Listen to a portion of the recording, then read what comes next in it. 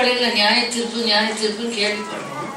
நான் யோசித்தேன், அது கர்த்தருடைய நியாய தீர்ப்பு எப்படியாக இருக்கிறது என்று சொல்லி பார்க்கும்போது நித்திய நியாய தீர்ப்பு தான் நரகம். ஹல்லேலூயா.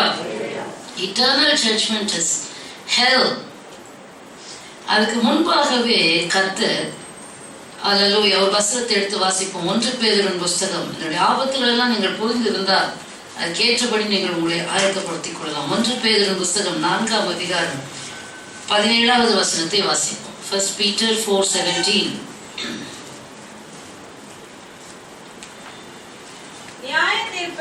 நியாய தீர்ப்பு தேவனுடைய வீட்டிலே துவக்கும் காலமாய் இருக்கிறது. தேவனுடைய வீட்டிலே நியாய தீர்ப்பு தேவனுடைய வீட்டிலே துவங்கும் காலமாய் இருக்கிறது. முந்தி நம்மிடத்திலே அது துவக்கினால் தேவனுடைய சுவிசேஷத்திற்கு கீழ்ப்படியாதவருடைய முடிவு என்னமா இருக்கும்? நீதிமானே ரட்சிக்கப்படுவது அரிதானால் பக்தி இல்லாதவனும் பாவியும் எங்கே நிற்பான்? ஹல்லேலூயா. கிறிஸ்தவர்கள் நீதிமானே ரட்சிக்கப்படுவது அரிதானால், அப்படி என்றால் நாம் எவ்வளவு சீரியஸாக கிறிஸ்தவ வாழ்க்கையை லைட்டா எடுக்காதபடிக்கு பயபக்தியாக you have to hold it dear to your heart. போன சுய மயக்கத்திலே பிசாசனுடைய வஞ்சகத்திலே கொண்டு சிக்குண்டு போகிறீர்கள், மாயையிலே சிக்குண்டு போகிறீர்கள், மயக்கத்துக்குள்ளாக்கப்படுகிறீர்கள்.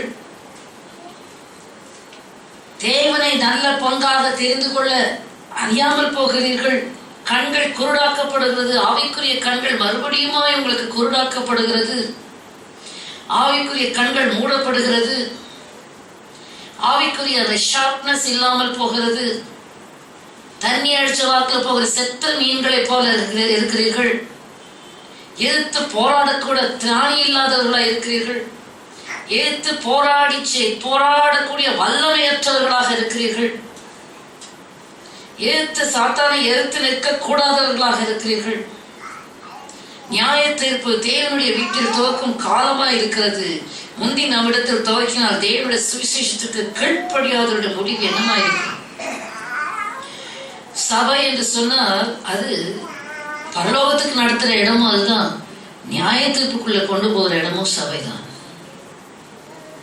மறந்து ஏதோ இனி வரப்போகிறது இல்லை, ஏற்கனவே கிறிஸ்தவர்களுக்கு மத்தியிலே நியாய தீர்ப்பு நடந்து கொண்டுதான் இருக்கிறது என்று ஆண்டவர் உணர்த்தினார்.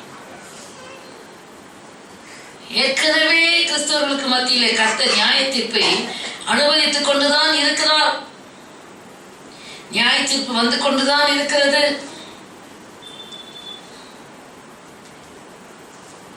தேவ ஜனம், அபிஷேகிக்கப்பட்ட ஜனம் கர்த்தருடைய எதிர்பார்ப்பின்படி வாழாவிட்டால் கர்த்தருடைய நியாய தீர்ப்புக்கு அவர்கள் ஒப்புக் கொடுக்கப்படுகிறார்கள். எப்படி?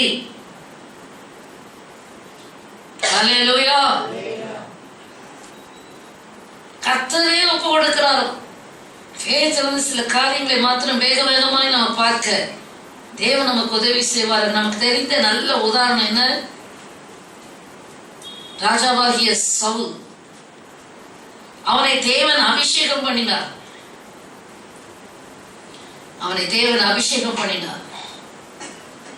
அவன் என்ன செய்தான்? தன் சுய இச்சையின்படியே வாழ்ந்தான். எதை செய்யாத அப்படின்னு ஊழியக்காரர் சொல்றாரோ அதை செய்தான். எதை செய்யாத, அமலேக்கியருடைய ஆடு மாடு ஒண்ணே வைக்காத, எல்லாத்தையும் சங்கரிச்சு போடு அப்படின்னு ஊழியக்காரன் சொன்னான். ஊழியக்காரன் பேச்சை மீறினதும் அல்லாமல், தீர்க்கதரிசியுடைய பேச்சை மீறினதும் அல்லாமல், தீர்க்கதரிசி வர தாமதமானது என்று தெரிந்த உடனே தீர்க்கதரிசி ஊழியக்காரன் செய்ய வேண்டிய வேலையை இவன் செய்தான். பலி செலுத்தினார். ஜனங்கள் எல்லாம் என்னை விட்டு சிதறி போகிறார்கள், நீர் வர கால தாமதமாயிற்று என்று ஊழியக்காரனை குறை சொல்லுகிறான். பின்பு என்ன செய்கிறான்? ஊழியக்காரனை குறை சொல்றது மாத்திரமல்ல, அப்ப சாமுவேல் கேட்கிறான், ஆடு மாடுகள் சத்தம் கேட்கறது என்ன? அதுல முதன்மையானது ஆண்டவருக்கு என்று எடுத்து வைத்தேன். ஆண்டவர் வேணாம், அது அருவருப்பு எனக்கு வேண்டாம் என்று ஆண்டவர் சொன்னால் அருவருப்பானதை ஆண்டவருக்கு எடுத்து வைக்கிறான். கீழ்ப்படுதலை காட்டிலும் கர்த்தர் சர்வாங்க தகன பலியில பிரியமா இருப்பாரா? உன் பலி எதுக்கு, உன் காணிக்கை எதுக்கு, உன் ஆராதனை எதுக்கு, சபை கூடுதல் எதுக்கு, உன் ஜெபம் எதுக்கு? கர்த்தர் என்ன எதிர்பார்க்கிறார் அதை செய்யவில்லையே. கர்த்தர் சொல்ற வார்த்தைக்கு மாறாக ஜீவித்துக் கொண்டு, கர்த்தருடைய வார்த்தைக்கு முரணாக செய்து கொண்டு அவன் வாழ்ந்த போது முதலாவது நடந்த சம்பவம், ரகசிய பாகத்தை உன்னை விட்டு கர்த்தர் எடுத்து போடுகிறார் என்று சாமுவேல் சொல்லிவிட்டு அவனை விட்டு போகிறான். ஆமென். முதலாவது அவன் கிருபையை இழக்கிறான், கிருபையை இழக்கிறான், கிருபையை இழக்கிறான். இரண்டாவதாக கிருபை இழந்ததுனால நடந்த சம்பவம் என்ன? ஒரு சம்பவமாக சொல்லிக் கொண்டு போகிறேன். நடந்த சம்பவம் என்ன? கோலியாத் சவாலாக வந்து நிற்கும் போது சவலும் சரி, அவனோட இருக்கிற தலைவன் பயந்து நடுங்குகிறான். அவனோட இருக்கிற எல்லா சேவகர்களும் பயந்து ஒளிந்து கொள்கிறார்கள் இந்த கோலியாத்துக்கு முன்பாக. ஹல்லேலூயா. தாவீது வாலிபனாக சிறுவனாக இருந்த போது கோலியாத்தை எதிர்நோக்கி அவனை முறியடித்து அவனை வீழ்த்தி தள்ளி கர்த்தர் மேல் உள்ள வைராக்கியத்தினாலே கோலியாத்தை முறியடித்து ஜெயம் எடுத்தான். ஆமென். நடந்த சம்பவம் என்ன? ஸ்திரீகள் பாடுகிறார்கள், சவுல் கொன்றது 1000, தாவீது கொன்றது 10000 என்று சொன்ன உடனே அடுத்து அவனுக்கு வந்தது பொறாமை. பொறாமை வந்து விட்டது. ஊழியக்காரோட பேச்சுக்கு கீழ்ப்படுகிறது இல்லை, தான் சுய சித்தத்தை செய்யும்படிக்கு அகம்பாவித்தனம் அடுத்தது பொறாமை. நடந்த சம்பவம் என்னாச்சு? அவனுக்குள்ளே கர்த்தருடைய ஆவியான விலகி அவனுக்குள்ளே பொல்லாத ஆவி வந்துச்சு. அதுதான் கர்த்தருடைய நியாய தீர்ப்பு. சபைக்கு கீழ்ப்படியாமல், ஊழியக்காருக்கு கீழ்ப்படியாமல் சுய இஷ்டத்தின்படி வாழ்ந்தா ஆண்டவர் என்ன செய்கிறார்? அசுத்த ஆவிகளுக்கு ஒப்பு கொடுத்துகிறார். காலமெல்லாம் அலைது அலைது அலைது ரோடா அலைது, இளைப்பாறுதல் இல்லாமல் ஆண்டவருடைய ஆவியானவர் விலகி அசுத்த ஆவி உள்ளே வந்து விடுகிறது. கர்த்தருடைய ஆவியானவர் விலகி பொல்லாத ஆவி வந்து விட்டது சவுலுக்குள்ளாக. அது எப்பொழுதும் அவனை அலைக்கழிக்கிறது. சவுலை எப்பொழுதும் அந்த அசுத்த ஆவி அலைக்கழிக்கிறது, பாதிக்கிறது, வேதனை அடைகிறது. இங்கே இல்லை, அநேக இடங்கள்ல அநேக கிறிஸ்தவர்களுக்குள்ளே ஆவி மாறி போகிறது. காரணம், கர்த்தருக்கேற்ற பயத்தோடு வாழாமல், கர்த்தருக்கேற்ற நடுக்கத்தோடு வாழாமல், கர்த்தருக்கு பிரியமாக வாழாமல், கர்த்தருடைய வசனத்தின்படி வாழாமல், தங்கள் சுய இச்சையின்படி வாழ்ந்தார். தேவனே இப்படிப்பட்ட பொல்லாத ஆவிகள் ஆண்டவர் விலகிறார். ஆண்டவர் போக சொல்ல, அவர் விலகிட்டா என்ன வரும்? மத்தேயு சுவிசேஷம் 12ஆம் அதிகாரத்தில் நாம் வாசிக்கிறோம். ஒரு அசுத்த ஆவி ஒரு மனுஷனை விட்டு புறப்பட்டு வெளியே போய் வனாந்தரங்களிலே அலைந்து திரிகிறதாம். திரிந்து விட்டு நான் விட்டு வந்த வீட்டுக்கே திரும்ப போவேன்னு போகுதாம். அந்த வீடு பெருக்கி அழகாய் ஜோடிக்கப்பட்டு பெருமையாக இருக்கிறது. வசனம் இல்லை, அதுல பாடல் இல்லை, துதி இல்லை, ஆராதனை இல்லை, ஜெபம் இல்லை, கர்த்தரோடு கூடிய ஐக்கியம் இல்லை. அந்த ஜீவியம் வெறுமையா இருக்கிற அப்படின்னாலே அது போய் தண்ணிலும் திரும்பவும் போய் வனாந்தரத்துக்கு போய் தண்ணிலும் பொல்லாத 7 ஆவிகளை கொண்டு வந்து அவனுக்குள்ளே புகுந்து விட்டது. இயேசு சொல்ற அவனுடைய முந்தின நிலைமையை காட்டிலும் அவனுடைய பிந்தின நிலைமை அதிக கேடு உள்ளதாக இருக்கும். ஹல்லேலூயா. தவறான நோக்கத்தோடு தவறான உள்ளத்தோடு மனமாற்றம் மாற வேண்டும் என்று நோக்கம் இல்லாமல் துணிகரமாய் சபைக்குள்ளே வந்து போனால் நடக்கிற காரியம் இதுதான். முந்தின நிலைமையை காட்டிலும் பிந்தின நிலைமை மோசமாய் போகும், கேடுள்ளதாக போகும். நீ என்ன 43 வாசிப்போம். மத்தேயு 12:43 வாசிப்போம். அசுத்த ஆவி ஒரு மனுஷனை விட்டு புறப்படும் போது வறண்ட இடங்களில் அலைந்து இளைப்பாறுதல் தேடியும் கண்டடையாமல் நான் விட்டு வந்த என் வீட்டுக்கு திரும்பி போவேன் என்று சொல்லி அங்கே வந்து அந்த வீடு வெறுமையாகவும் பெருக்கி ஜோடிக்கப்பட்டதாகவும் இருக்க கண்டு திரும்பி போய் தன்னிலும் பொல்லாத வேறு 7 ஆவிகளை தன்னோட கூட்டிக் கொண்டு வந்து உட்புகுந்து அங்கே குடியிருக்கும். அப்பொழுது அந்த மனுஷனுடைய முன் நிலைமையிலும் அவனுடைய பின் நிலைமை அதிக கேடுள்ளதாய் இருக்கும். அப்படியே இந்த பொல்லாத சந்ததியாருக்கும் சம்பவிக்கும். எவ்வளவு வேதனை! அசுத்த ஆவிகளுக்கு ஒப்பு கொடுக்கப்படுற நிலைமை, அசுத்த ஆவிகளால் அலக்களிக்கப்படுற நிலைமை, மனம் திரும்ப முடியாத ஒரு நிலைமை. ஹல்லேலூயா. இப்படி அநேக உதாரணங்கள் எடுத்து காண்பித்துக் கொண்டே இருக்கலாம். ஏசா எபிரேயர் புஸ்தகம் 12ஆம் அதிகாரத்தில் சொல்லப்பட்டிருக்கிறது, ஏசா தன் சேஷ்ட புத்திர பாகத்தை அற்ப பயிற்றங்களுக்காக அதை விற்று போட்டானாம். 15வது வசனம், ஒருவனும் தேவனுடைய கிருபை இழந்து போகாதபடிக்கு யாதொரு கசப்பானவே முளைத்தெழும்பி கலக்கம் உண்டாக்கினால் அநேக தீட்டுப்படாதபடிக்கு ஒருவனும் வேசிக்கள்ளனாகவும் ஒருவேளை போஜனத்துக்காக தன் சேஷ்ட புத்திர பாகத்தை விற்று போட்ட ஏசாவை போல சீர்கெட்டவனாகவும் இராதபடிக்கு எச்சரிக்கையாருங்கள். ஏனென்றால் பிற்பாடு அவன் ஆசீர்வாதத்தை சுதந்திரித்துக் கொள்ள விரும்பியும் ஆகாதவன் என்று தள்ளப்பட்டான் என்று அறிவீர்கள். அவன் கண்ணீர் விட்டான், கவலையோடே தேடினான், ஆனாலும் அவனால் மனம் மாற முடியவில்லை. ஏன்? சேஷ்டபுத்திர பாகம் என்பது அவ்வளவு உன்னதமானது, தகப்பனுடையது, மூத்த மகனுக்குத்தான் வரணும். ஆனா அவனுக்கு ஒரு பசி வந்த போது யாக்கோபு கேட்கிறான், சேஷ்டபுத்திர பாகத்தை கொடு. அவன் சொல்றான், நான் சாக போகிறேன், எனக்கு என்னத்துக்கு இந்த சேஷ்டபுத்திர பாகம்? ஒரு நிமிஷம் அலட்சியம் பண்ணான். தேவனுக்கு அடுத்த காரியத்தை அலட்சியம் பண்ணான்.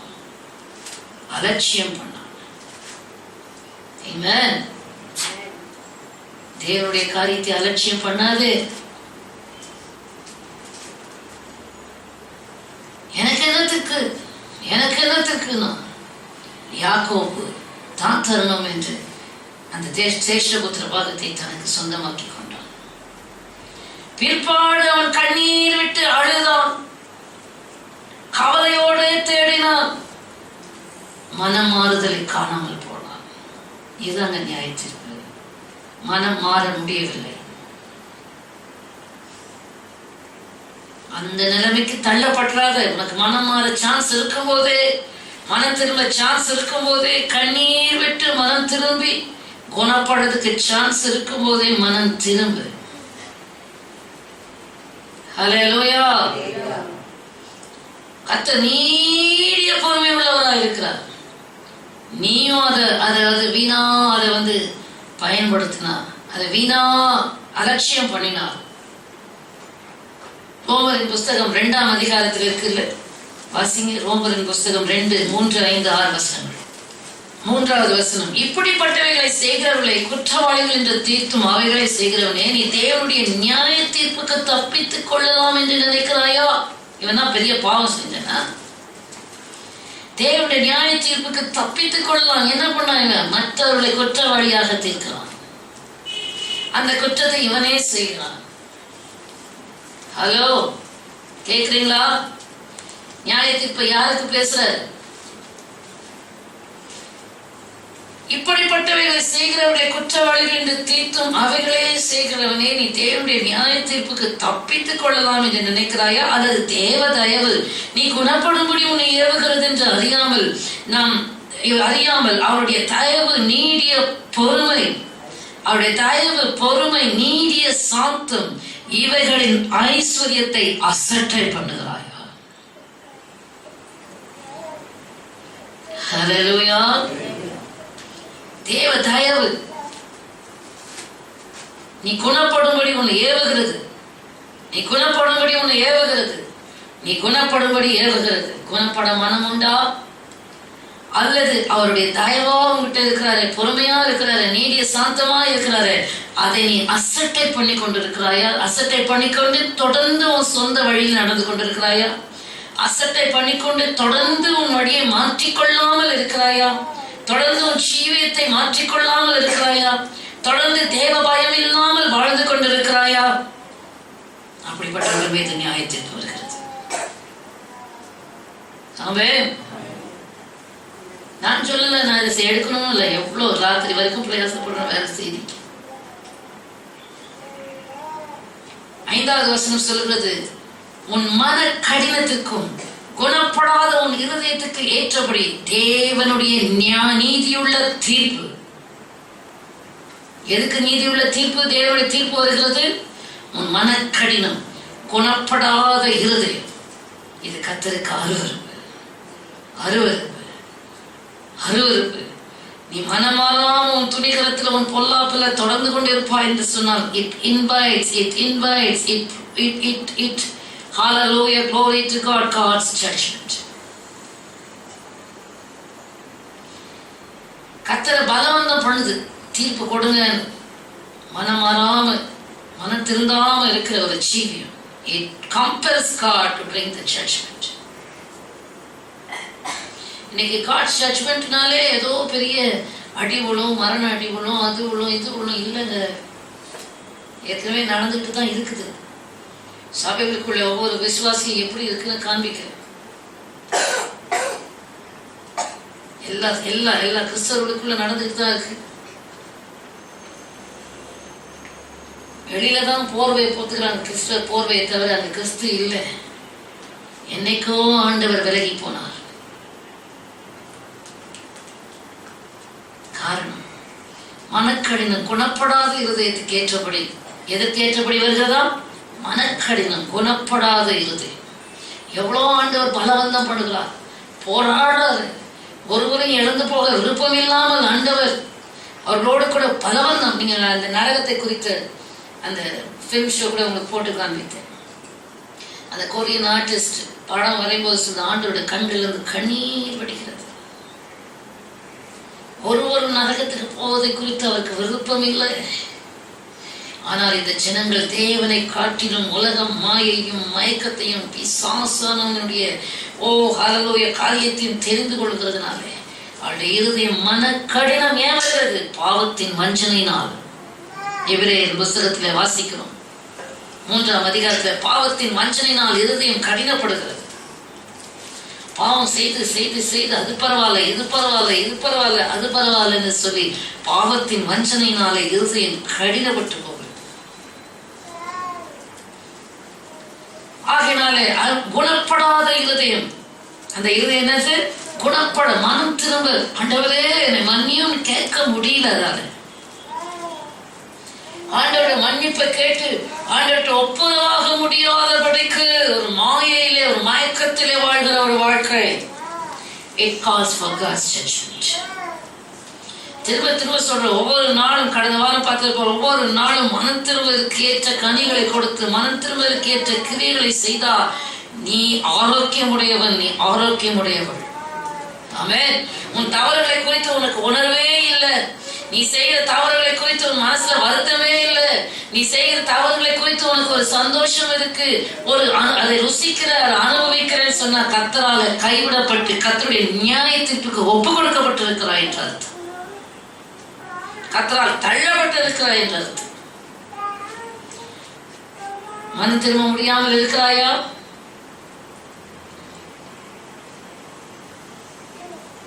இந்த ஆபத்தை உணர்ந்து எதற்காக இதை எடுத்து காண்பிக்கிறேன்? அப்படி அந்த எக்ஸ்ட்ரீம்ல போய்விடாதபடிக்கு சான்ஸ் இருக்கும் போதே கதறி அழுது அவருடைய பாதத்தை பிடித்துக் கொண்டு ஆமென் ஹல்லேலூயா.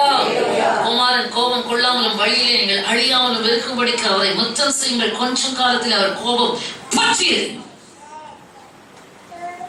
ஹல்லேலூயா. ஆகினாலே தேவனை அறிந்து தேவனுடைய வசனங்கள் எல்லாம் கேட்டும் மாறாம இருந்தா கர்த்தருக்கு சந்தோஷமா இருக்குமா? ஊழியக்காரருடைய பிரயாசங்கள், ஊழியத்தினுடைய பிரயாசங்களை 4ஆம் அதிகாரத்துல வாசிக்கிறோம். அடிக்கடி தன் பேரில் பெய்கிற மழையை குடித்து முள்ளையும் கொறுக்கையும் விளைவிக்கிற நிலம் சபிக்கப்பட்ட நிலம் என்று நான் சொல்லவில்லை, வேதம் சொல்லுகிறது.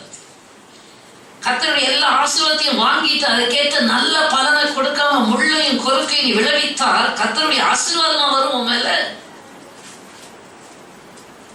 அது ஒரு God's judgment. ஹல்லேலூயா. நல்ல கனியை கொடுக்கணும் கர்த்தர் காத்திருக்கிறாரு. அது ஒரு கசப்பான கனி கொடுத்தது.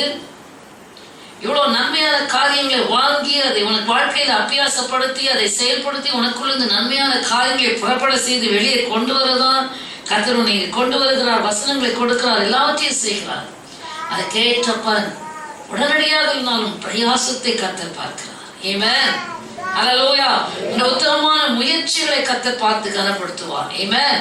அது எதையுமே செய்யாமல், ஒரு தொடுதல் இல்லாமல், ஒரு பாதிப்பு இல்லாமல் ஹல்லேலூயா சுயமயக்கத்திலேயே வாழ்ந்து கொண்டிருப்பார் என்றால் வேதம் சொல்கிறது அது கர்த்தருடைய நீதியுள்ள தீர்ப்பை வெளிப்படுத்தும்படிக்கு அது செய்கிறது. ஆமென். உன் மனக்கடினத்துக்கும் குணப்படாத இதயத்துக்கு ஏற்றபடி தேவனுடைய நீதியுள்ள தீர்ப்பு வெளிப்படும் கோபாக்கினி நாளிலே உனக்காக கோபாக்கினியை குவித்துக் கொள்ளுகிறாயே. தேவன் அவனவனுடைய கிரியைகளுக்கு தக்கதாக அவனுக்கு பதிலளிப்பான். ஆமென். ஹல்லேலூயா. 8வது வசனம், சண்டைக்காரராக இருந்து சத்தியத்திற்கு கீழ்ப்படியாமல் அநியாயத்திற்கு கீழ்ப்படுகிறவர்களுக்கு ஒக்கிர கோபாக்கினை வரும். சத்தியத்திற்கு கீழ்ப்படியாமல் அநியாயத்திற்கு கீழ்ப்படுகிறவர் மேல் ஒக்கிர கோபாக்கினை வரும். பின்பு கிரேக்கரிலும் பொல்லாங்கு செய்கிற எந்த மனுஷ ஆத்மாவுக்கும் உபத்திரமும் வியாகுலமும் உண்டாகும். பொல்லாங்கு செய்கிறவர்களுக்கு அவங்க இப்படிதான் சொல்லுவாங்க, அவங்க அப்படித்தான் சொல்லுவாங்க. அப்படி அலட்சியம் பண்ணி கொண்டிருக்கிறாயா? தேவ தயவை, தேவனுடைய இரக்கத்தை அசட்டை பண்ணுகிறாயா? யார் இந்த டேஞ்சர் லிஸ்ட்? எந்த லிஸ்ட்? ஆனால் உணர்வோடு நடக்கிறவர்கள் மீது கர்த்தர் பிரியமாயிருப்பார். உணர்ந்து தங்களுடைய வழிகளை கர்த்தருக்கு முன்பாக அறிக்கையிட்டு தங்களை செவ்வை செய்கிறவர்கள் மேல் கர்த்தர் பிரியமாயிருக்கிறார். ஹல்லேலூயா. உன்னை குற்றப்படுத்த, உன்னை குற்றவாளியாக்க சொல்லல. அதுக்கு ஒரு சாக்கு போக்கு, இதுக்கு ஒரு சாக்கு போக்கு, இதனாலதான் சொல்லி சாக்கு போக்குகளை சொல்லிக்கொண்டு பிசாசு வஞ்சிக்கிறதுக்கு ஏதுவாக உன் இருதயம் வஞ்சிக்கப்பட்டு போயிருக்கிறதா? தேவனுடைய நியாய தீர்ப்பு என்னைக்கும் வரதில்லை. இப்பொழுது அநேகரோட வாழ்க்கையில அவங்களோட ஜீவியம் மாறி போயிருக்கிறது, சுபாவம் மாறி போயிருக்கிறது, ஆவி மாறி போயிருக்கிறது. ஏண்டவரை அதிர்ச்சியாக இருக்கிறது. கிறிஸ்தவர்கள் ஒரு காலத்துல நன்றாக பிரகாசித்தவர்கள் ஏன் இன்றைக்கு இப்படி இருக்கிறார்கள்? காரணம், வசனத்தின்படி தங்கள் ஜீவியத்தை அமைக்காமல் தங்களுடைய சுய வழிகளின்படி கிறிஸ்தவ வாழ்க்கை வாழ்கிறது ஆபத்து. ஆமென். நமக்கு ஒரு ரூல்ஸ் அண்ட் ரெகுலேஷன்ஸ் இருக்குங்க. ஏதோ தாறுமாறா தன்னிச்சையா அலையிறது கிறிஸ்தவங்க இல்லை. இதன்படி நீ வாழ்ந்தா காக்கப்படுவேன். உன் இஷ்டத்துக்கு கிறிஸ்தவ வாழ்க்கை வாழ்ந்தா தேவன் உன்னை அறியார். ஹல்லேலூயா. அதுக்குதான் இந்த பிரசங்கம். எதுக்கு பிரசங்கம்? ஞாயிற்றுக்கிழமை கண்டிப்பா ஒரு பிரசங்கம் பண்ணணும்ன்ற கட்டாயத்திற்காகவா? எதுக்காக இந்த பிரசங்கம்? 1 ராஜாக்களின் புஸ்தகம் 22ஆம் அதிகாரம் 6வது வசனம். 1 ராஜாக்கள் 22:6. இஸ்ரவேலின் ராஜா ஏறக்குறைய 400 தீர்க்கதரிசிகளை கூடி வர செய்து, நான் கீலேயாத்தில் உள்ள ராமோத்தின் மேல் யுத்தம் பண்ண போகலாமா போகலாகாதா என்று அவர்களை கேட்டதற்கு அவர்கள், போம், ஆண்டவர் ராஜாவின் கையில் ஒப்பு கொடுப்பார் என்றார்கள். என்ன சொல்றாங்க? ஆண்டவர் ராஜாவின் கையில உன் சத்துருக்களை ஒப்பு கொடுப்பார். ஆகாப் ராஜாவே, யுத்தத்துக்கு போ. ஹல்லேலூயா. அப்பொழுது யோசபாத் சொல்றான், கர்த்தரிடத்துல விசாரிக்கிறதுக்கு வேற யாருமே இல்லையா? 400 பேர் சொல்றாங்க. அதேதான், 400 பேர் தீர்க்க தரிசனங்கள் உரைக்கிறாங்க. ஆனாலும் கர்த்தருடைய யூதா ராஜாவாகிய யோசபாத் சொல்றான், வேற யாரும் இல்லையா தீர்க்கதரிசி? ஹல்லேலூயா. அப்பொழுது ஆகாப் சொல்லுகிறான், மிகாயா என்கிற ஒரு தீர்க்கதரிசி இருக்கிறான். 8வது வசனம். அவன் என்னை குறித்து நன்மையாக அல்ல தீமையாகவே தீர்க்க தரிசனம் சொல்லுகிறவன் என்றான். இன்னைக்கு நமக்கு எப்படி தீர்க்க தரிசனம் வேணும்? நம்மை குறித்து நன்மையாக தீர்க்க தரிசனம் சொல்றவர்கள் வேண்டும். ஒரு அந்நிய பாஷா சகல தீர்க்கதரிசிகளும் அவர்களுக்கு முன்பாக தீர்க்க தரிசனம் சொன்னாங்களாம். 11வது வசனம். கேனானாவின் குமாரனாகிய சிதேக்கியா தனக்கு இருப்பு கொம்புகள் எல்லாம் உண்டாக்கி பயங்கர டெமான்ஸ்ட்ரேஷன், இவைகளால் நீ சீரியரை முட்டி நிர்மூலமாக்கி போடுவீர் என்று கர்த்தர் சொல்லுகிறார். யார் சொல்லுகிறார்? கர்த்தர் சொல்லுகிறார் என்றார். ஹல்லேலூயா. 12வது வசனம். சகல தீர்க்கதரிசிகளும் அதற்கு இசைவாக தீர்க்க தரிசனம் சொல்லி, கீலேயாத்தில் உள்ள ராமோத்துக்கு போம், உமக்கு வாய்க்கும், கர்த்தர் அதை ராஜாவின் கையில் ஒப்பு கொடுப்பார். ஹல்லேலூயா. எல்லாரும் தீர்க்க தரிசனம் சொல்லுகிறார்கள். மீகாயாவை அழைக்க போன ஆள் அவனிடத்துல பேசி, தீர்க்கதரிசிகளோட வார்த்தை எல்லாம் ஏக வாக்காய் ராஜாவுக்கு நன்மையா இருக்கிறது, உம்முடைய வார்த்தையும் அவளை போல நன்மையாக நீ சொல்லு என்று இவனை ரெடி பண்ணி கொண்டு வரான். அதுக்கு அவன் சொல்றான், கர்த்தரின் இடத்தில் சொல்லுவதையே நான் சொல்லுவேன், கர்த்தருடைய ஜீவனை கொண்டு சொல்லுகிறேன். ஆமென். ஹல்லேலூயா. நடக்கிற சம்பவம் என்ன? கர்த்தர் ராஜாவின் கையிலே ஒப்பு கொடுப்பார். போகலாமா என்று கேட்டதுக்கு, போங்க, ராஜாவின் கையிலே கர்த்தர் ஒப்பு கொடுப்பார். அவர்கள் சொன்ன தீர்க்க தரிசனம் போலவே தான் சொல்றான். ராஜாவின் கையில் ஒப்பு கொடுப்பார். அப்பொழுது ராஜா சொல்றான், நீ கர்த்தருடைய நாமத்தினால உண்மை அல்லாமல் வேறொன்று என் இடத்தில் சொல்லாதபடிக்கு அவனுக்கே தெரியுது. அப்பொழுது திரும்பவுமாய் மிகாயா சொல்லுகிறான், இஸ்ரவேலர் யாரும் மேய்ப்பன் இல்லாத ஆடுகளைப் போல மலைகளில் சிதறப்பட்டதை கண்டேன். அப்பொழுது கர்த்தர் இவர்களுக்கு எஜமான் இல்லை, அவரவர் தம் தம் வீட்டுக்கு சமாதானத்தில் போங்க என்று சொன்னார். அப்பொழுது இஸ்ரவேல் ராஜா யோசபாத்தை நோக்கி, இவன் என்னை குறித்து நன்மையாக அல்ல தீமையாகவே தீர்க்க தரிசனம் சொல்லுகிறவன் என்று நான் உம்மோடே சொல்லவில்லையா என்றார். சொல்லுகிறார், கர்த்தர் சொல்லுகிறார், ஆண்டவர் சொல்லுகிறார் என்றெல்லாம் தீர்க்க தரிசனம் 400 பேர். இந்த மிகாயா வந்து சொல்றான், அவனும் சொல்றான், போம், கர்த்தர் அதை ராஜாவின் கையில் ஒப்பு கொடுப்பார். பின்பு மேய்ப்பனில்லாத ஆடுகளைப் போல ஜனங்கள் சிதறடிக்கப்படுகிறது என்றார். என்ன அர்த்தம்? ராஜா கொல்லப்படுவார். அந்த பகுதியை யாருமே சொல்லல. ஹல்லேலூயா. அந்த பகுதியை ஒருவரும் வெளிப்படுத்தவில்லை.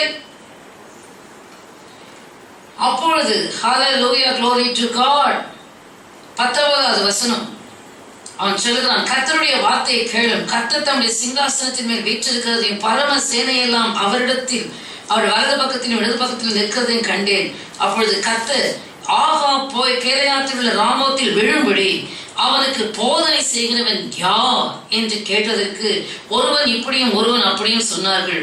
அப்பொழுது ஒரு ஆவி புறப்பட்டு வந்து கர்த்தருக்கு முன்பாக நின்று, நான் அவனுக்கு போதனை செய்வேன் என்றது. எதினால் என்று கர்த்தர் அதை கேட்டார். அப்பொழுது அது, நான் போய் அவனுடைய தீர்க்கதரிசிகள் எல்லாரின் வாயிலும் பொய்யின் ஆவியாய் இருப்பேன் என்றது. அதற்கு அவர், நீ அவனுக்கு போதனை செய்து அப்படி நடக்க பண்ணுவாய், போய் அப்படி செய் என்றார். Man pleasers. ராஜாவுக்கு பிரியமா வாழணும், ராஜாவுக்கு பிரியமானதை செய்யணும், ராஜாவுக்கு பிரியமானதை சொல்லணும். மனுஷரை பிரியப்படுத்த ஆரம்பித்தாலே போதும், அங்கே தேவன் கிரியை செய்ய மாட்டார். வசனத்தின்படி நடக்க பிரயாசப்பட்டார். உனக்கு தேவையான நேரத்துல தீர்க்க தரிசன செய்தியையும் எச்சரிப்பின் சத்தத்தையும் ஆசீர்வாதத்தையும் எது வேணுமோ வாக்கு தத்தத்தையும் ஆவியானவரே யாரை கொண்டாலும் உன்னோட கூட அவர் பேசுகிற தெய்வம். ஹல்லேலூயா. இதை விட்டுட்டு உன் வசதிக்கு ஏற்ற தீர்க்க தரிசிகளை நீ தேடி போனா இன்னைக்கு அப்படித்தான். 2 தீமோத்தேயு புத்தகம் 4ஆம் அதிகாரத்தில் சொல்லப்படுகிறது, தங்கள் சுய இச்சைகளுக்கு ஏற்ற போதகர்களை அவர்கள் ஏராளமாய் தெரிந்து கொண்டார்கள், செவித்தின உள்ளவர்களாகி. They heaped up to themselves, having itching ears, preachers according to their desires. பாருங்களேன், அப்படியே அட்ராக்டிவா பிரசங்கம் பண்ண அவங்க இருதயம் என்ன கவர்ச்சி அடைகிறது. அந்த அட்ராக்டிவ் பிரசங்கத்தில் அப்படியே மயங்கி அது அப்படியே உங்களுக்கு அப்படியே இருதயம் மாறுதல் அடைந்து,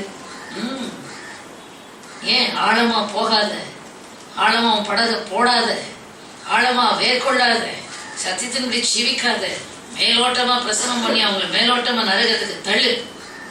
இதற்காக ஒரு கூட்டத்தை கர்த்தர் வைத்திருக்கிறார். பொய்யின் ஆவியாக தீர்க்கதரிசிகளோட வாயில எதிர்ப்பு நியாயத்தின் போதுதான் 400 தீர்க்கதரிசிகள் ஆண்டவர் சொல்லுகிறார், கர்த்தர் சொல்லுகிறார். ஆனா அவங்க என்ன ஆவி கிரியை செஞ்சிச்சு? பொய்யின் ஆவி. பொய்யின் ஆவியோட வாயிலிருந்து கிரியை செஞ்சு. ஏன்? அவர்கள் கர்த்தருக்கு பயந்து, கர்த்தர் சொல்லுவதையே சொல்லுவேன் என்று சொல்லாமல் மனுஷருக்கு பயந்து பேசினார்கள். ஆமென். பிழையாம் கூலிக்காக பஞ்சகத்திலே விரைந்து ஓடினவன். ஆகையினால பாருங்க எப்படி பொய்யின் ஆவி தேவ ஜனங்களுக்கு விரோதமா. ஆண்டவருடைய வெளிப்பாடு 400 தீர்க்கதரிசிகள், இங்கே ஒரே ஒரு தீர்ப்பு. எது நியாய தீர்ப்பு? இதுதான் நியாய தீர்ப்பு. உத்தமமாக இருக்கிற தீர்க்கதரிசிகள் கர்த்தரை மாத்திரமே பிரியப்படுத்தி கர்த்தர் கொடுக்கிற வார்த்தை மாத்திரமே அளந்து பேசுவார்கள். ஹல்லேலூயா. தெசலோனிக்கேயர் புஸ்தகம் 2ஆம் அதிகாரம் 10வது வசனம் வாசிங்க. 2 தெசலோனிக்கேயர் புஸ்தகம் 2ஆம் அதிகாரம் 10வது வசனம். இது தீர்க்கதரிசிகள் போய் சொல்லுகிற தீர்க்கதரிசி, இதை நம்பக்கூடிய ஒரு கூட்டம். வாசிங்க. 2 தெசலோனிக்கேயர் 2ஆம் அதிகாரம் 10வது வசனத்திலிருந்து வாசிங்க. எடுத்தவர்கள் வேகமாக வாசிங்க. கெட்டு போகிறவர்களுக்குள்ளே அநீதியினால் உண்டாகும் சகலவித வஞ்சகத்தோடும் இருக்கும். கெட்டு போகிறவர்களுக்குள்ளே யாருங்க? அந்தி கிறிஸ்துவின் ஆட்சியிலே அடையாளங்களும் அற்புதங்களும் நடக்குமா? அது எங்க நடக்குமா? கெட்டு போகிறவர்களுக்குள்ளே சகலவித அநீதத்தினால்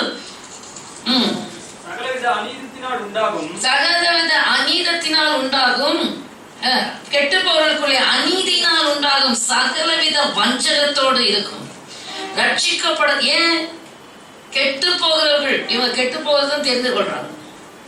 கர்த்தருக்குள்ள முன்னேறணும், விசுவாசத்தின் நல்ல போராட்டத்தை போராடணும், ஜெயிக்கணும், ஒரு ஹார்ட் ஒர்க் பண்ணணும் ஸ்பிரிச்சுவலா.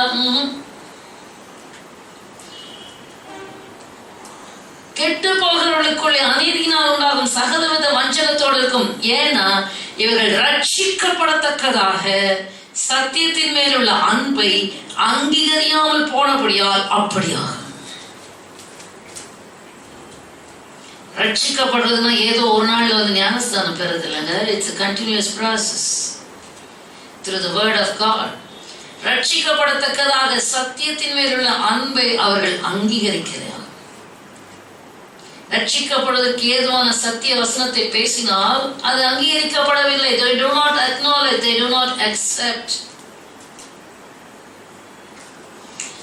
ஆகினாலே கெட்டு போகிறவர்களுக்குள்ளே வஞ்சகம் பொய்யான அற்புதங்களையும் அடையாளங்களையும் நம்பி ஓடுவார்கள். முந்தின வசனங்களின் வாசிங்க. அக்கிரமக்காரருடைய வருகை சாத்தானுடைய செயலின்படி சகல வல்லமையோடும் அடையாளங்களோடும் பொய்யான அற்புதங்களோடும் நடக்கும். இன்னைக்கு பொய்யான அற்புதங்கள், அடையாளங்கள், வல்லமை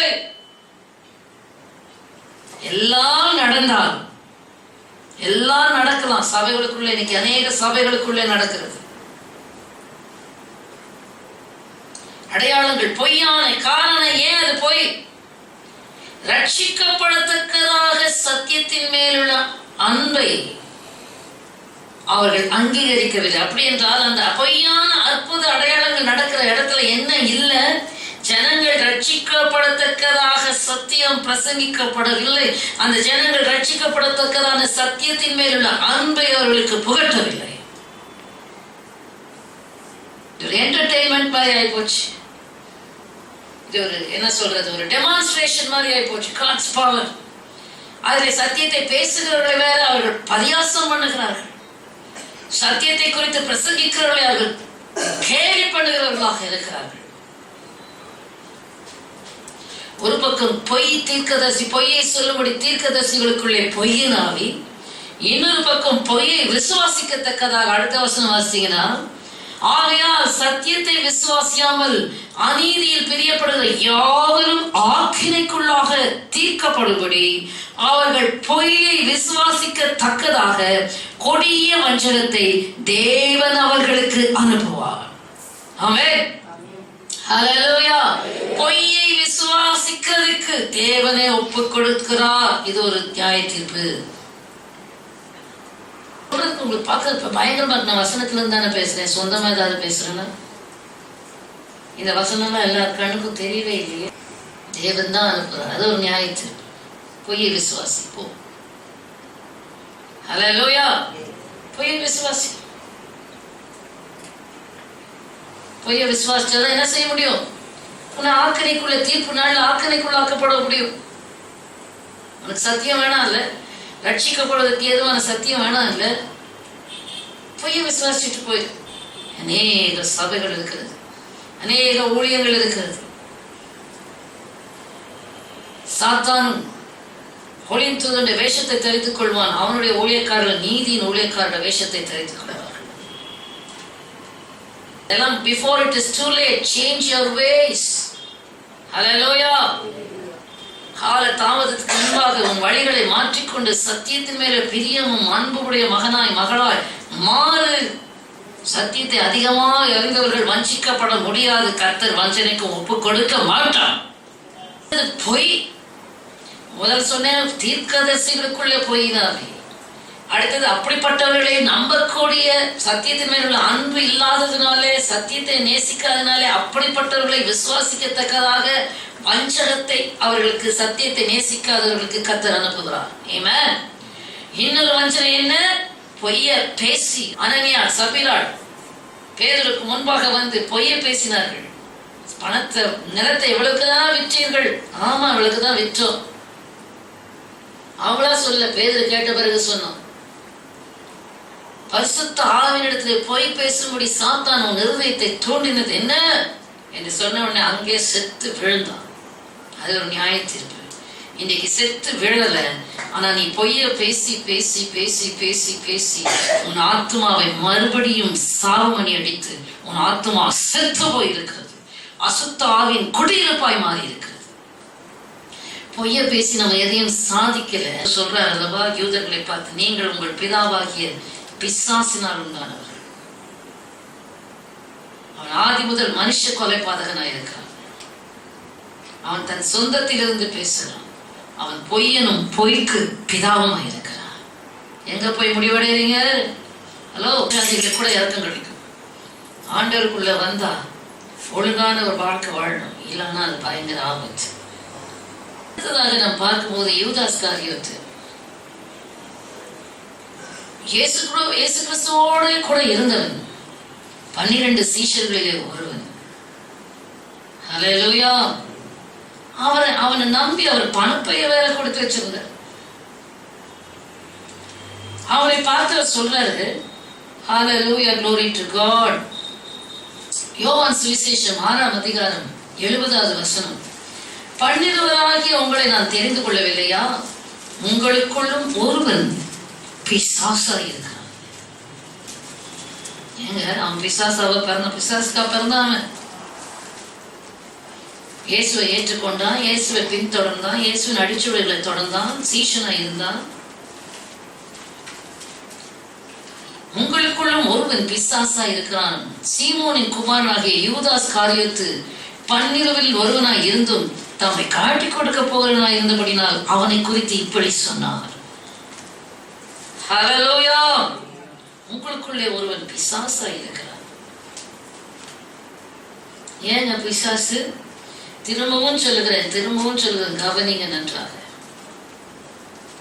லேகியோன் பிசாசு பிடிச்சவனை இயேசு தேடி சென்று அவனை விடுதலையாக்கி அவன் இயேசுவின் பாதத்தருகிலே உட்கார்ந்தான். புத்தி தெளிந்தவனா, வஸ்திரம் தெரிந்தவனா, புத்தி தெளிந்தவனா உட்கார்ந்தான். அவன் பிசாசுகளை துரத்தி விடுதலை கொடுத்து தெளிந்த புத்தியுள்ள ஆவியை கொடுக்கிறவரும் அவர்தான்.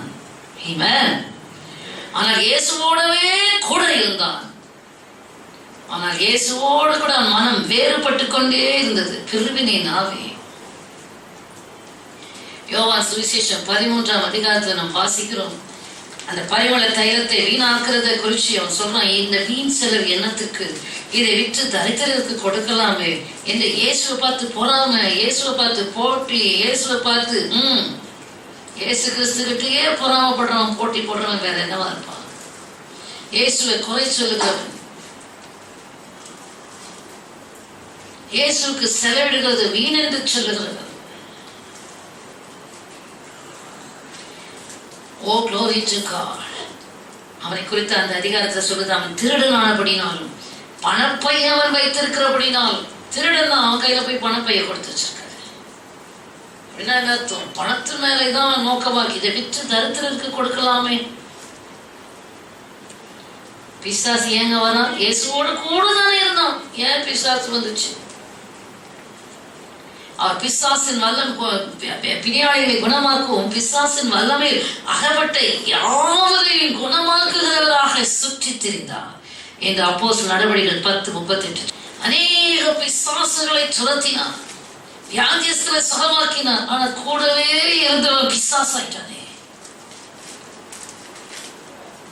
சபைக்கு வர்றவங்களுக்கு ஏங்க? சபையில எல்லாம் ஒழுங்கா பார்ட்டிசிபேட் பண்றேன், எல்லாத்துக்கும் ஏங்க பிசாசு வந்துச்சு? அவனுடைய சரக்கு சபைக்கு வந்து மாறுதல் இல்லாமல், உன் ஜீவியம் மாற்றப்படாமல், பொல்லாத குணம் இருந்தால் பொல்லாதவன் வராமல் பரிசுத்தரா வருவார் உனக்குள்ளே. உன் சுபாவம் எப்படி இருக்கிறதோ அதற்கேற்றவனம் தான் உனக்குள்ளே கிரியை இருக்கும், வல்லமை இருக்கும். உன் சுபாவம் தெய்வீகமாக உன்னை மாற்றிக்கொண்டு வந்தால் தேவன் உனக்குள்ளே படைத்திருப்பார். உன் சுபாவம் பொல்லாததாக இருக்கும் என்று சொன்னால் உனக்குள்ளே பொல்லாங்கன் தான் படைத்திருப்பார். சந்தேகமே இல்லை. கூடவே இருந்த 12 சீஷர்கள் தான், அதிலே ஒருவனுக்கு நியாயத்தீர்ப்பு. அவருக்கு இயேசு நியாயத்தீர்ப்பு கொடுக்கல, அவங்களே தேடிக்கிறது தான். திரும்பவும் சொல்றேன், தேவன் கொடுக்கிற நியாயத்தீர்ப்பு இது இல்லை. அவங்களுடைய சுபாவங்களும் அவங்களுடைய செய்கைகளும் அவங்களுடைய நடக்கைகளுமே அவர்களுக்கு நியாய தீர்ப்பை தேடி கொடுத்து விடுகிறது என்பதை மறந்து போகக்கூடாது. எதற்கு இவ்வளோ எம்பசைஸ் பண்றேன் என்று சொல்லலாம். அவருடைய கனிகளினாலே அவர்களை அறிவீர்கள் என்று இயேசு சொல்லிவிட்டார். ஆகையினால இங்க பார்க்கிறோம், உங்களில் ஒருவன் பிசாசா இருக்கான், அவனை குறித்து சொல்றாரு, இவள் இடத்தில் நற்கரியை செய்திருக்கிறார். அதே யோவான் சுவிசேஷம் 13ஆம் அதிகாரத்தில் நீங்கள் வாசிப்பீர்கள் என்றால், ஹல்லேலூயா, பிற்பகுதியிலே, ஹல்லேலூயா, இது 12ஆம் அதிகாரம். நான் முதலாவது சொல்றது யூதாஸ் காரியத்து 13ஆம் அதிகாரத்தில் பிற்பகுதியிலே, ஹல்லேலூயா, glory to God, உங்களில் ஒருவன் என்னை காட்டி கொடுப்பான் என்று சொன்னார்.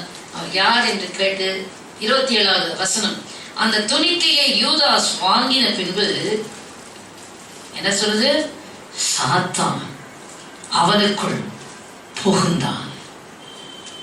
அப்பொழுது இயேசு அவனை நோக்கி, நீ செய்கிறதை சீக்கிரமாய் செய் என்றார். யாருங்க? உங்களில் ஒருவர் பிசாசா இருக்கிறான். பிசாசுகளின் தலைவனாகிய, இப்ப யார் வந்துட்டா? தலைவனே உள்ள வந்துட்டான், சாத்தான். யூதாசுக்குள் புகுந்தான். மனக்கடினம். ஆண்டவர் பார்த்து பேசுறார், சாத்தான்ட்டு தான் பேசுறார். பேதுரு கூட சொன்ன, ஆண்டவரே நமக்கு நேரிடக்கூடாதே, பின்னால போ சாத்தானே. தேவனுக்கு ஏற்றவர்கள் சிந்தியாமல் மனுஷனுக்கு ஏற்றவர்கள் சிந்திக்கிறார். அது என்னன்னா இன்ஃப்ளூயன்ஸ்.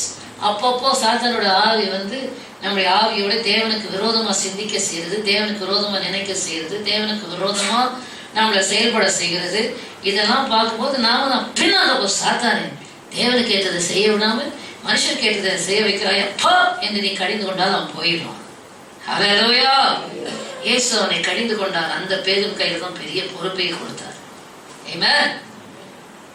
ஆனால் தொடர்ச்சியாக இப்படிப்பட்ட எண்ணங்களுக்கும் யோசனைகளுக்கும் இடம் கொடுத்து கொடுத்து கொடுத்து நிரப்பப்பட்டிருக்கும் போது அவன் ஸ்ட்ராங் ஹோல்ட், ஆளுகை எடுத்து விடுகிறான். பிசாசு முழுமையா ஆக்கிரமித்து செய்து விடுகிறான். 24 மணி நேரமும் யூதாஸ் காரியத்துக்கு போய் என்னன்னா, இயேசுவை காட்டி கொடுக்கணும், இயேசுவை காட்டி கொடுக்கணும், இயேசுவை காட்டி கொடுக்கணும். பிரதான ஆசாரியர்கிட்ட போகணும், பிரதான ஆசாரியர்கிட்ட சொல்லணும். இவர் எங்க போறார், எங்க போடுறார்? 24 மணி நேரமும் அவனுடைய இருதயத்தையும் சிந்தனையும் இயேசுக்கு விரோதமாகவே ஹல்லேலூயா, சாத்தான் அவனை நிரப்பிக்கொண்டே இருந்தான். சமயம் வாய்த்தது. எங்க அப்பத்தின் துணிக்கையை வாங்கின போது அபாத்திர தன்மையோட அதை புசித்தார்கள். ஆபத்தை புரிந்து கொள்ள வேண்டும். ஆமென். துணிக்கிய வாங்கிய போது என்று இருதயம் திறக்கப்படுது. தகுதி இல்லாம தேவனுடைய பந்தியிலே பங்கெடுத்தார். அது பிசாசு உள்ளே போவதற்கு ஒரு திறப்பாக இருக்கும். துணிகரமாக அதில் பங்கெடுத்த அப்படின்னாலே துணிகரக்காரர்களுக்குள்ளே துணிகரமாய் கர்த்தருடைய காரியத்துக்குள்ளே பயமில்லாமல் பங்கெடுக்கிறவர்களுக்குள்ளே சாத்தான் போகிறார்.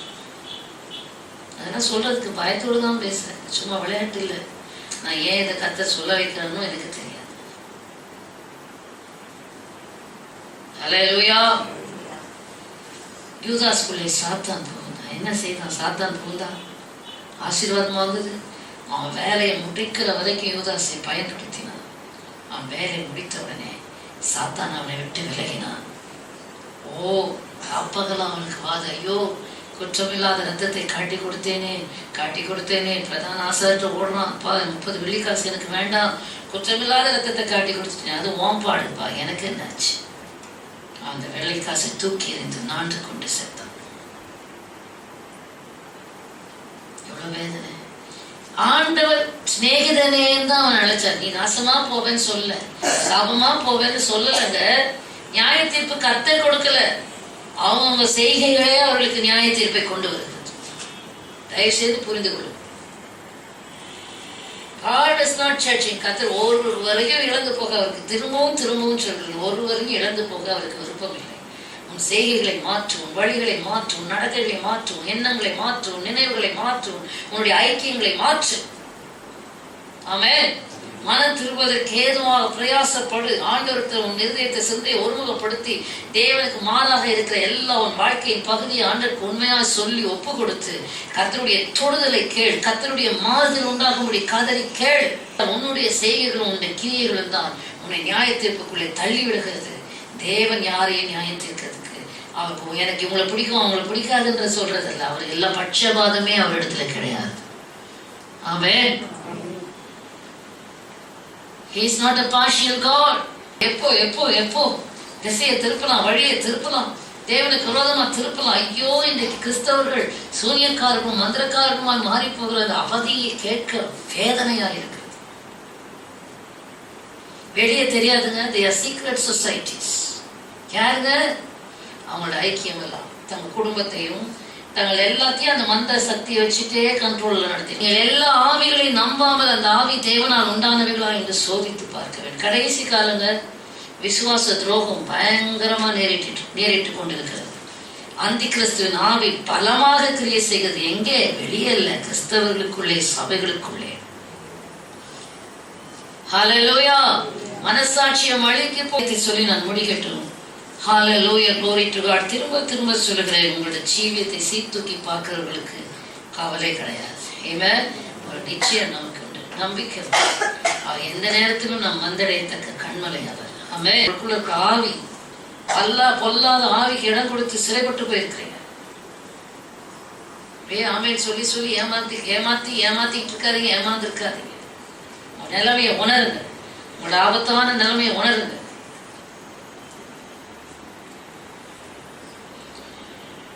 ரோமரின் புஸ்தகம் 1ஆம் அதிகாரம் 21வது வசனத்தை வாசிப்போம். ரோமரின் புஸ்தகம் 1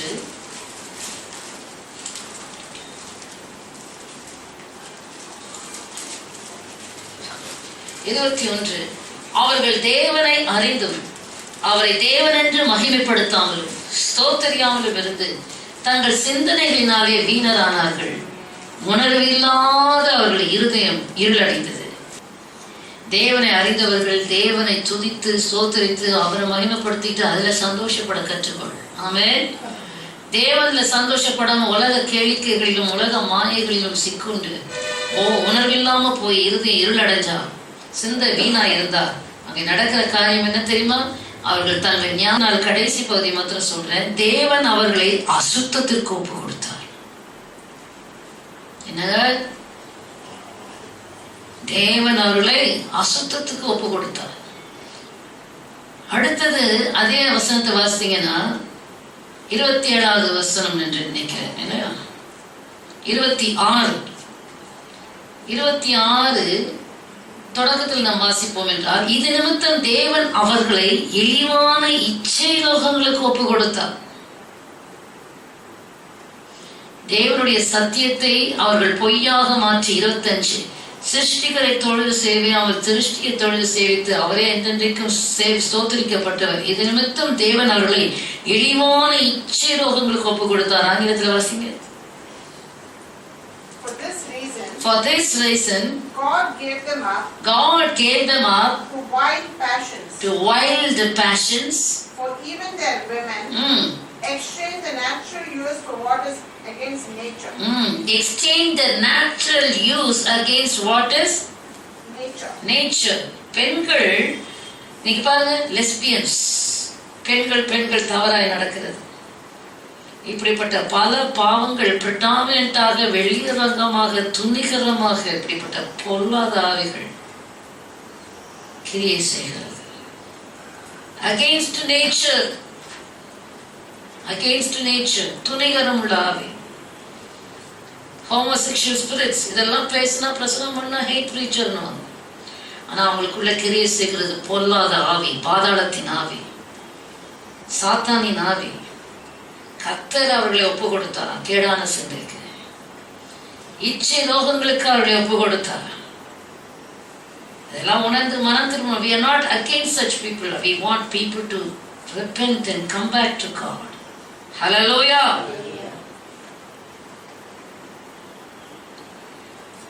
அதே 28வது வசனத்தை வாசித்தீங்கன்னா, தேவனை அறியும் அறிவை பற்றி கொண்ட இருக்க அவர்களுக்கு மனதில்லாதபடியால் தகாதவைகளை செய்யும்படிக்கு தேவன் அவர்களை கேடான சிந்தைக்கு ஒப்பு கொடுத்தாராம். They did not like to retain God in their knowledge. In their knowledge, God gave them over to a debased mind. To a what? இப்ப பார்த்தாலும் கெட்ட சிந்தனை, யாரை பார்த்தாலும் கெட்ட சிந்தனை, எதை பார்த்தாலும் கெட்ட சிந்தனை, எதை பார்த்தாலும் அசிங்கமான சிந்தனை. ஏங்க கர்த்தரே ஒப்பு கொடுத்துட்டாரு. ஏன் ஆண்டவர் ஒப்பு கொடுத்தாரு? தேவனை அறிகிற அறிவை பற்றி கொண்டு அதுல வளராம வீணாவும் சிந்தையை செலுத்துறதுனால அசுத்தத்துக்கு தேவன் ஒப்பு கொடுத்தாராம். இச்சை ரோகங்களுக்கு ஒப்பு கொடுத்தாராம். ஓ ஹல்லேலூயா, glory to God. ஒப்பு கொடுத்தாருன்னா என்ன அர்த்தம்? அவர் நீ எதை வச்சிருக்கியோ, திரும்ப கவனிங்க, ஆண்டவர் அதை உன்னை தள்ளல. நீ என்னத்துக்கு உன்னை ஒப்பு கொடுத்தாயோ சரிப்போ, நான் உனக்கு வேண்டாம்ல, என்னை அறிகிற அறிவு உனக்கு வேண்டாம்ல, சரி அதுக்கே ஒப்பு கொடுக்க போய். ஹல்லேலூயா. ஆண்டவர் அதை தள்ளல. ஆண்டவர் தீமையை கொடுக்கிறவர் அல்ல, தீமையை செய்கிறவர் அல்ல. எதை நீ விரும்புகிறாயோ கர்த்தரை காட்டிலும், கர்த்தரை அறிகிற அறிவை காட்டிலும், ஹல்லேலூயா, கர்த்தரை அறிகிற அறிவை பற்றி கொண்டிருக்காமல் பிசாசு கொடுக்கிற மாயாச்சாரங்களுக்கு உன்னை விற்று போடுகிறாயா? ஆண்டவர் பேசுறாரு, பிரசங்கத்தின் மூலமா பேசுவார், வசனத்தின் மூலமா பேசுவார், உன் மனசாட்சி மூலமா உன்னை உணர்த்துவார். அதையும் மீறிக்கிட்டு நீ போன அப்போ உன்னை ஒப்பு கொடுக்குற, அதுக்கே உன்னை ஒப்பு கொடுக்குற, வாழ்நாளெல்லாம் அதிலே போக. Don't play the fool with God. Hallelujah. தகாதவைகளை செய்யும்படி debased mind. அந்த மைண்ட் இப்ப குணமாகவே இல்லை. நிறைய பேர் பாருங்க, மனம் புதிதாகிறதுனால மறுரூபமாக, இந்த மனம் புதிதாச்சுன்னா இயேசு போல சிந்திக்கும். இயேசுவின் சிந்தை நமக்கு இருக்கும், பரலோக சிந்தை இருக்கும். இதுல களங்கம் இருக்காது, அசிங்கம் இருக்காது. இன்னைக்கு சிலதுங்க நம்மளை பார்க்குற பார்வை எதை எடுத்தாலும் அதுங்களுக்கு corrupt mind, corrupt thinking, corrupt thoughts. தேவனுடைய ஒப்பு கொடுத்திருக்கிறாரா? கேடான சிந்தைக்கு ஒப்பு கொடுத்திருக்கிறாரா? எல்லாமே அசுத்தமா இருக்குமா? 15வது வசனம் 1ஆம் அதிகாரம் தீத்து 1:15. சுத்தம் உள்ளவர்களுக்கு சகலமும் சுத்தமாயிருக்கும், அசுத்தம் உள்ளவர்களுக்கும் அவிசுவாசம் உள்ளவர்களுக்கும் ஒன்றும் சுத்தமாயிராது. ஏன்? அவர்களுடைய புத்தியும் மனசாட்சியும் அசுத்தமாயிருக்கும். என்னதுங்க? அவருடைய புத்தியும் மனசாட்சியும் அசுத்தமா இருக்கிறதுனால அவர்கள் தேவனை அறிந்திருக்கிறோம் என்று அறிக்கை பண்ணுகிறார்கள். கிரியைகளினாலோ அவரை மறுதலிக்கிறார்கள். அவர்கள் அருவருக்கப்படத்தக்கவர்களும் கீழ்ப்படியாதவர்களும் எந்த நற்கிரியை செய்ய ஆகாதவர்களுமாய் இருக்கிறார்கள். ஆங்கிலத்தில் வாசிங்க. To the pure, all things are pure. All things are pure. But to those who are defiled, those who are defiled and unbelieving, nothing is pure. Nothing is pure. But even their mind, and conscience are defiled. Mind and conscience are defiled. They profess to know God. But in works they deny Him. In works they deny Him. Being abominable, disobedient, which disqualified for every good work. Hallelujah. தேவனை அறிந்திருக்கிறோம் சொல்ற, ஆனா அது எங்க தெரியணுங்க? உன்னோட activities, உன்னுடைய நடக்கைகள், உன்னுடைய செய்கைகள், உன்னுடைய பார்வைகள், உன்னுடைய பேச்சுக்கள், உன்னுடைய எல்லாமே, உன்னுடைய நடக்கைகள், உன்னுடைய விருப்பங்கள், ஆசைகள் தேவனை அறிந்திருந்தா அவர் சுத்தம் உள்ளவராக இருக்கிறது போல நாம் சுத்தம் உள்ளவர்களாக இருக்கிறோம். சுத்தம் உள்ளவர்களுக்கு எல்லாம் சுத்தமா இருக்கிறது, அசுத்தமா இருக்கிறவர்களுக்கு எல்லாம் அசுத்தமா இருக்கிறது. இன்னைக்கு அசுத்தத்தையே யோசித்து தியானிச்சு, நீ கரைபட்டு போயிருக்கிறாயா? ஆண்டவர்கிட்ட மனம் திரும்பி, எனக்கு புதிய இருதயம் தாங்கப்பா, புதிய ஆவியை தாங்கப்பா, புதிய மனதை தாங்கப்பா, களங்கத்தை எடுத்து போடுங்க, அசுத்தத்தை எடுத்து போடுங்க, கரைகளை நீக்கி போடுங்க. கவனமில்லாத உத்தம இஸ்ரவேல் நாயனை மாற்றுங்க. முடியுமா? முடியாதா? தேவனாலதான் முடியும். கெட்டு போகிற பழைய மனுஷனை எடுத்து போடு. உள்ளத்துல புதிய ஆவியை கேள், அவர் தருவார். மெய்யான நீதியிலும் பரிசுத்தத்திலும் தேவ சாயலாக சிருஷ்டிக்கப்பட்ட புதிய மனுஷனை தரித்து கொள். ஆமென். ரோமர் 1ஆம் அதிகாரம் கடைசி வசனத்துக்கு வருவோம். 28வது வசனத்துல நாம் வாசிக்கிறோம். தேவன் அவர்களை கேடான சிந்தைக்கு ஒப்பு கொடுத்தார். 32வது நேரம் எல்லாத்தையும் வாசிக்க நேரம் இருக்காது.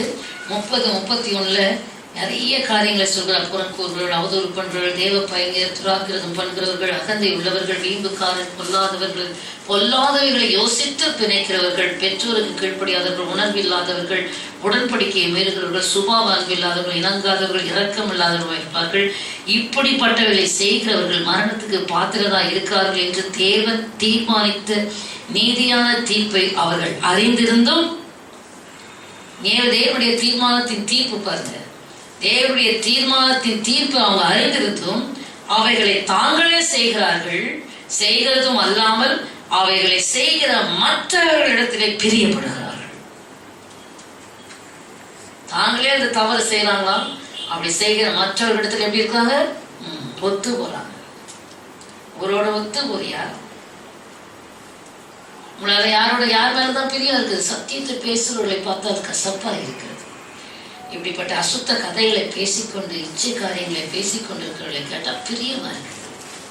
ஏன்னா உனக்கு நம்மை நாமே 1 கொரிந்தியர் புஸ்தகம் 11ஆம் அதிகாரம் 32வது வசனம், நம்மை நாமே நிதானித்து அறிந்தால் நாம் நியாய தீர்க்கப்படுவோம். நாம் உலகத்தோடைய நியாய தீர்க்கப்படும் போது ஆக்கினைக்குள்ளாக தீர்க்கப்படாதபடிக்கு கர்த்தராலே இந்த பூமியிலேயே சிட்சிக்கப்படுகிறோம். ஆமென். சில வேளைகள்ல உங்களுக்கு சில நஷ்ட நெருக்கங்கள்லாம் வருதுன்னா அது தண்டனை இல்லை, அது நியாய தீர்ப்பு இல்லை. கர்த்தர் நம்மை சிட்சித்து, நம்மை சீர்படுத்தி, நம்மை செவ்வையான வழியில நடத்துகிறார். ஹல்லேலூயா. தண்டனை என்று சொல்றது என்னது? நியாய தீர்ப்பு என்று சொல்றது என்னது? கர்த்தர் கை கழுவி விட்டுறது. ஆமென். நியாய தீர்ப்பு என்று சொல்றது என்ன? கர்த்தர் தள்ளி விடுகிறது. நியாய தீர்ப்பு என்று சொல்லுகிறது என்னது? கர்த்தரை விட்டு நம்மை துரத்தி அடிக்கிறது. அதுதான் நியாய தீர்ப்பு. சிக்ஷை, ஆனால் சிக்ஷை கர்த்தர் தான் நேசிக்கிற, சேர்த்துக் கொள்கிற எந்த புத்திரனை சிக்ஷிக்கிறார், கழிந்து கொள்கிறார், சீர்படுத்துகிறார். ஆமென். உனக்கு சிக்ஷை வேண்டுமா? நியாய தீர்ப்பு வேண்டுமா? உனக்கு சிக்ஷை வந்தால் சோர்ந்து போகாதே, உனக்கு இன்னும் ஹோப் இருக்குன்னு அர்த்தம். ஹல்லேலூயா. கர்த்தர் உண்மையில் நோக்கமா இருக்கிறார் என்று அர்த்தம். சிக்ஷை நீங்க அநேகர் சொல்லுவாங்க, ஐயோ அவங்க நல்லா இருக்கிறான்னு சொல்லாத, அதுதான் வேதனை. பாடுகளும் உபத்திரங்களும் இருக்கா? நம்ம சரியான பாதையில போயிட்டு இருக்கோம். சபை விட்டு போனாலும் சரி, அல்லது கத்தரை விட்டு போறவங்களுக்கு நல்ல சுகபோகமா கம்ஃபர்டபுள் லிவிங், அவங்களுக்கு எந்த பாதிப்பும் இல்லை, மனசாட்சியில வாதை இல்லை, தேவனுக்கு ஏற்ற துக்கம் இல்லை, புசிப்போம் குடிப்போம் நாளைக்கு சாவோம், உலகத்தோட அவங்க வாழ்க்கை முடிஞ்சிருச்சு, ஆகினாலே கிறிஸ்தவர்களா இருக்க நம்ம போய் தொலை, அந்த உலகத்தோட எப்படியோ வாழ்ந்துப்போம் அப்படின்னு ஆண்டவர் கைவிடப்பட்ட கேசஸ். அதை பார்த்து ஏமாந்து போகாதே. ஆமென். ஹல்லேலூயா. உலக ஆசீர்வாதத்தை பார்த்து கர்த்தர் அவர்களோடு இருக்கிறார் என்று சொல்லாதே. ஆவியின் கனியை பார்த்துதான் கர்த்தர் அவர்களோட கூட இருக்கிறாரா இல்லையா? ஆமென். ஹல்லேலூயா. ஆகினாலே அந்த வசனத்தை வாசிக்க முடியும். 1 கொரிந்தியர் 11:32. If we would judge ourselves, if you would judge ourselves, we would not be judged. We would not be judged. But when we are judged, we are chastened by the Lord. We are chastened by the Lord, that we may not be condemned with the world. Oh, that we may not be condemned with the world. Hallelujah. எந்த மனுஷனும் தன்னைத்தானே சோதித்து அறிந்து இந்த அப்பத்தில் புசித்து இந்த பாத்திரத்தில் பானம் பண்ண கடவன். ஹல்லேலூயா. என்னத்தினால நீ 28 அபாத்திரமாய் போஜன பானம் பண்ணுகிறவன் கர்த்தருடைய சரீரம் என்னதென்று நிதானித்து அறியாதனால் தனக்கு ஆக்கன தீர்ப்பு வரும்படி போஜன பானம் பண்ணுகிறான். இதையும் நம்ம செய்யதான், அவர் ஆக்கியத்திற்கு கொண்டாடல. ஹல்லேலூயா. அபாத்திரமா போஜன பானம் பண்ணா கர்த்தருடைய சரீரத்தை அலட்சியம் பண்றதுனால ஆக்கின தீர்ப்பு வருகிறதான். இது நிமித்தம் உங்களில் அநேகர் பலவீனரும் வியாதியுள்ளருமா இருக்கிறார்கள், அநேகர் நித்திரையும் அடைந்திருக்கிறார்கள். நம்மை நாமே நிதானித்து அறிந்தால் நாம் நியாய தீர்க்கப்படும். நாம் நியாய தீர்க்கப்படும் போது உலகத்தோட ஆக்கினைக்குள்ளாக தீர்க்கப்படாதபடி கர்த்தராலே சிட்சிக்கப்படுகிறோம். ஹல்லேலூயா. ஆகினாலே நியாய தீர்ப்புக்கு தப்பணுமா, முன்னே நீயே நிதானித்துப்பார். மொத்தமா